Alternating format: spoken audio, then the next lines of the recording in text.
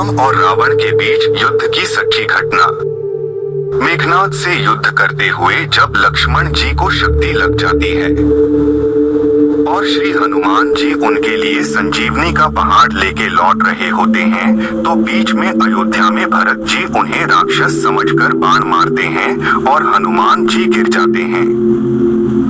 तब हनुमान जी सारा वृत्तांत सुनाते हैं कि माता सीता को रावण हर ले गया है और लक्ष्मण जी वहां शक्ति लगने से मूर्छित पड़े हैं।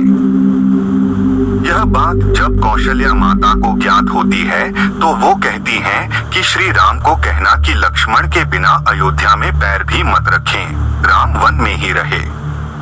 माता सुमित्रा कहती हैं कि राम से कहना कि कोई बात नहीं, अभी शत्रुघ्न है, मैं उसे भेज दूंगी। मेरे दोनों पुत्र राम सेवा के लिए ही तो जन्मे हैं। माताओं का प्रेम देखकर श्री हनुमान जी की आंखों से अश्रुधारा बह निकली। परंतु जब उन्होंने उर्मिला जी को देखा तो वे सोचने लगे कि यह क्यों एकदम शांत और प्रसन्न खड़ी हैं। क्या इन्हें अपनी पति के प्राणों की कोई चिंता नहीं? हनुमान जी ने उनके समक्ष हाथ जोड़े और पूछा, हे देवी, क्या मैं आपकी इस प्रसन्नता का कारण जान सकता हूँ? आपके पति के प्राण संकट में हैं। सूर्य उदित होते ही सूर्य कुल का दीपक बुझ जाएगा।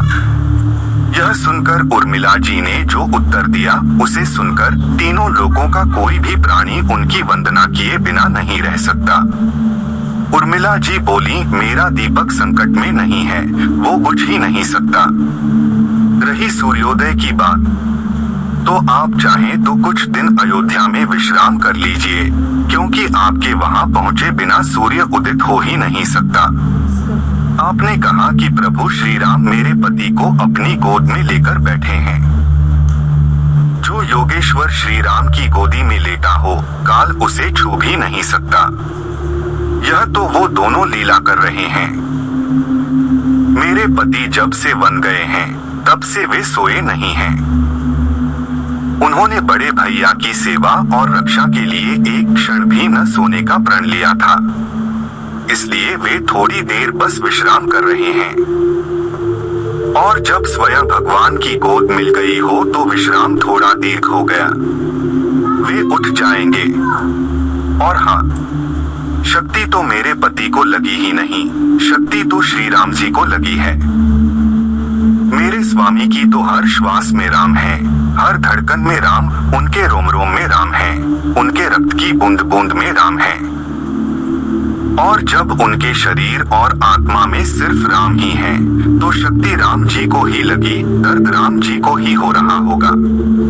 इसलिए हनुमान जी आप निश्चिंत होके जाएं, सूर्य उदित नहीं होगा। जय श्री राम, जय पवन पुत्र हनुमान, जय जय श्री राम।